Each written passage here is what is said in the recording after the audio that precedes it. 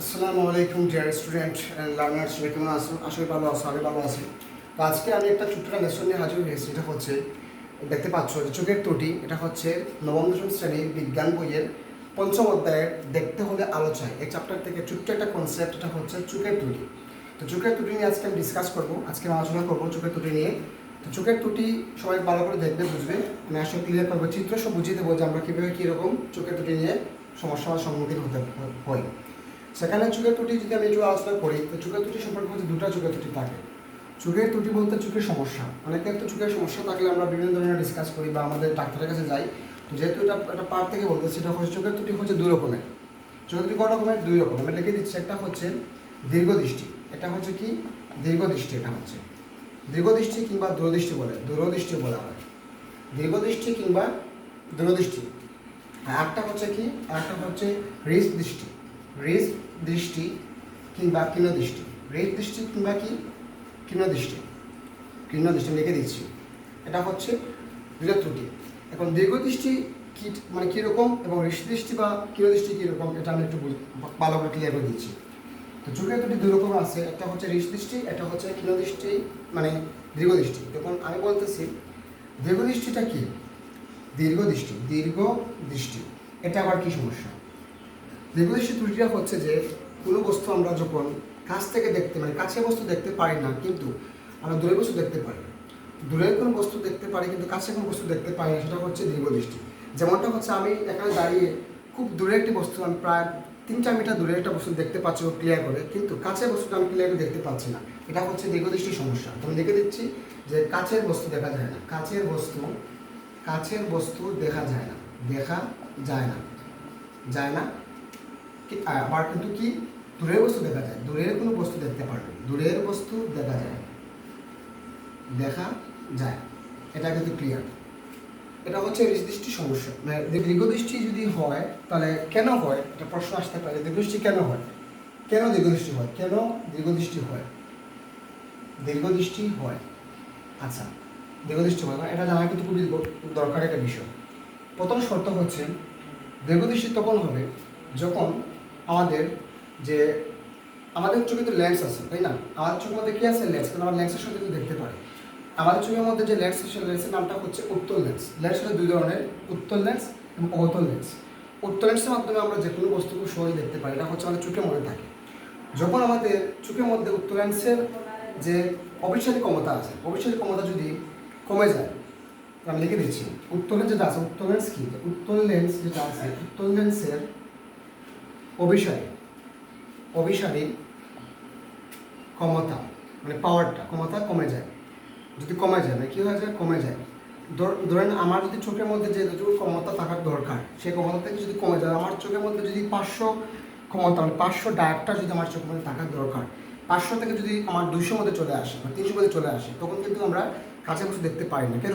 আমাদের ক্ষমতা যদি কমে যায় তাহলে আমাদের এই সমস্যার সম্মুখীন হতে হয়। এটা হচ্ছে ডায়াপ্টার, এটা পাওয়ার থাকা দরকার, সে পাওয়ারটা কমে গেলে, তাই উত্তর লেন্সের ক্ষমতা কমে গেলে আমাদের সমস্যা হয়।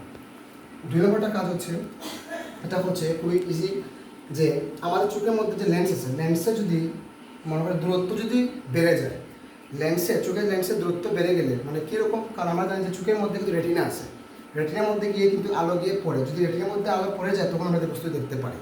রেটিনার পিছন থেকে যদি একটু যদি বেড়ে যায়, রেটিনার পিছন থেকে যদি দূরত্ব বেড়ে যায়, তখন কিন্তু আমরা আলোটা দেখতে পারি না।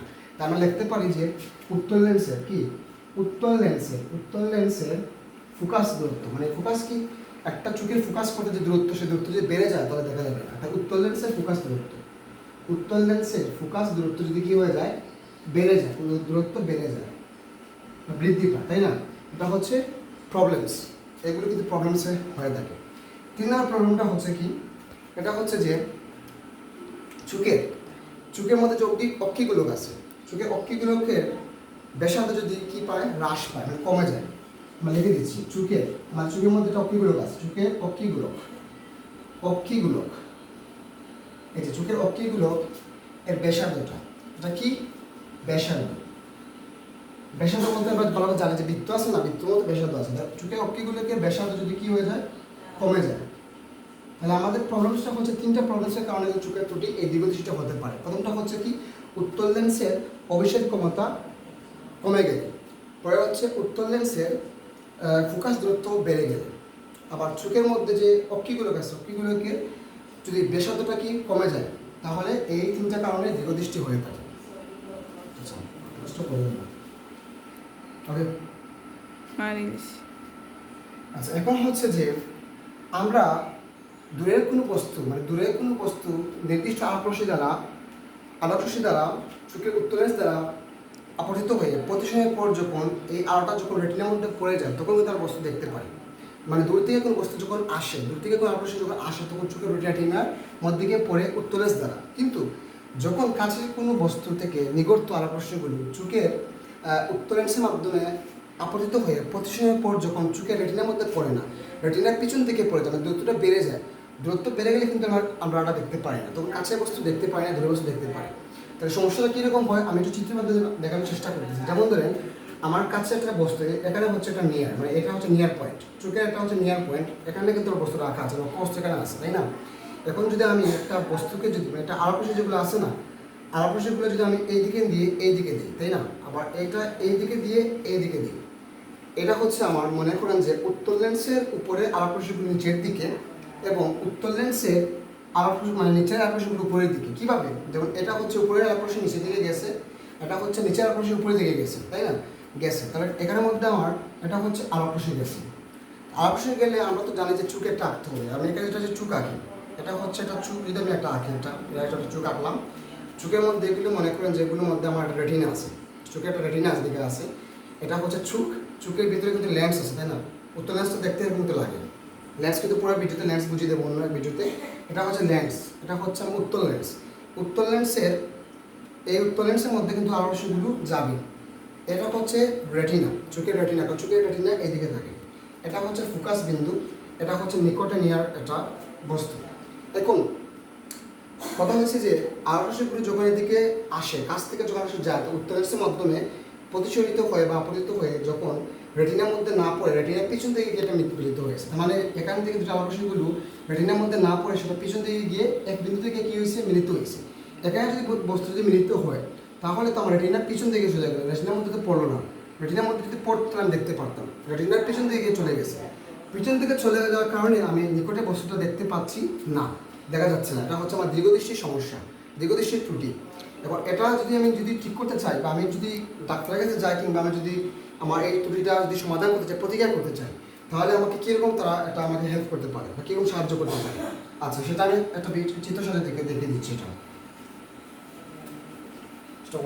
এখন যদি আমি এটা সমাধান করতে চাই বা প্রতিকার যদি জানতে চাই, যেটা কীভাবে প্রতিকার করতে পারি, তখন এরকম জিনিসটা আমার হবে। মনে করেন এখানে আমার নিয়ার পরে একটা লক্ষ্যবস্তু আছে, লক্ষ্যবস্তু থেকে আমার আলোকরশ্মিগুলো প্রথমে একইভাবে আমার উত্তল লেন্সের উপরের আলোকরশ্মি উপরে না গিয়ে নিচের দিকে যাবে, এটা একইভাবে এদিকে গিয়ে এইদিকে যাবে। আচ্ছা, আমি যেটা একটু সুন্দর করে আঁকতেছি, একটু সুন্দর করে আঁকি, এটা আমার ঠান্ডা একটু মনে হয়ে গেছে। যেমন আমি দেখাচ্ছি, এইদিকে গিয়ে এইদিকে আসতেছে, এইদিকে গিয়ে এইদিকে আসতেছে, তাই না? তাহলে একইভাবে আঁকার পরে আমার যদি আমি এদিকে যদি একটা চোখ আঁকি, চোখটা যদি এরকম যদি আমি আঁকি, চোখটা মানে এরকম করে যে চোখটা আমি আঁকি, আঁকার পরে আমি এইদিকে নিয়ে দিলাম, ঠিক আছে? আমি নিয়ে দিলাম, এখন লেন্স লাগবে না, এটা হচ্ছে আমার উত্তল লেন্স। এটা কি লেন্স? উত্তল লেন্স। উত্তল লেন্স আছে, উত্তল লেন্স আঁকার পরে এদিকে আমি যদি আলোকরশ্মি দেই, এদিকে আলোকরশ্মি দেই, এদিকে আমার যদি তাকে ফোকাস বিন্দু, এখানে হচ্ছে রেটিনা, এটা হচ্ছে কি চোখের রেটিনা, এটা হচ্ছে কি রেটিনা। তাহলে মনে করেন যে লক্ষ্যবস্তুটা এখান থেকে যদি আমি দিই, এখন তো বলতে পারো যে এখানে কীভাবে আসলো। আমার তো পুরো মানে আগের চিত্রে কী ছিল, আগের চিত্রে কিন্তু ছিল যে একটু পিছন দিকে ছিল আমার ফোকাস বিন্দু, এখন কিন্তু সামনের দিকে চলে এসেছে, অর্থাৎ রেটিনার মধ্যে কিন্তু পড়ে গেছে। কারণ আলোটা রেটিনার মধ্যে পড়ে গেছে, কিন্তু আমি দেখতে পাচ্ছি। কিন্তু কীভাবে দেখতে পাচ্ছি আমরা?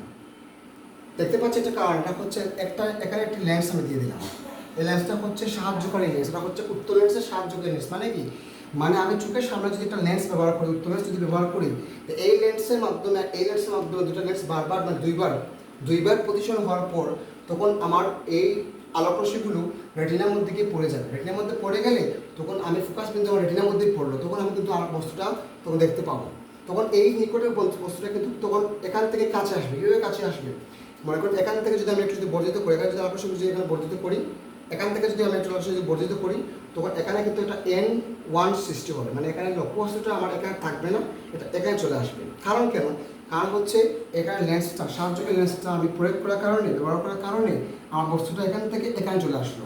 তাই মনে করতে হবে যখন এই সমস্যা হয় তখন আমরা কী করি, তখন এভাবে বলি যে আর কিছু কাছাকাছি আবশ্যকগুলো একটি সাহায্যকারী লেন্সের মাধ্যমে আপরিত হয়ে প্রতিসনের পর চোখের লেন্সের মাধ্যমে দুইবার প্রতিসন হয়ে তখন রেটিনার মধ্যে গিয়ে আলোটা পড়ে তখন ফলে আমরা কাছে বস্তুটা খুব সহজে দেখতে পারি, তখন আমাদের এই চোখের ত্রুটিটাকে, দীর্ঘদৃষ্টিটা কিন্তু সমাধান করতে পারি।